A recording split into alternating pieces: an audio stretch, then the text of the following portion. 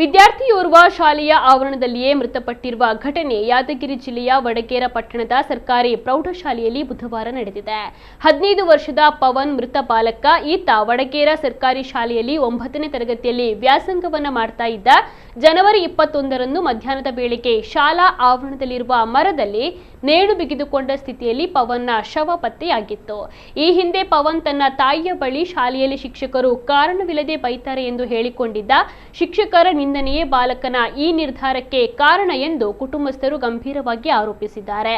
ಮೃತನ ತಾಯಿ ನೀಡಿದ ದೂರಿನ ಆಧಾರದಲ್ಲಿ 6 ಜನ ಶಿಕ್ಷಕರ ವಿರುದ್ಧ ದೂರು ದಾಖಲಿಸಿ ಎಫ್ಐಆರ್ ದಾಖಲಿಸಿಕೊಂಡಿದ್ದಾರೆ. ಪೊಲೀಸರು ಪ್ರಕರಣದ ತನಿಖೆಯನ್ನು ತೀವ್ರಗೊಳಿಸಿದ್ದಾರೆ.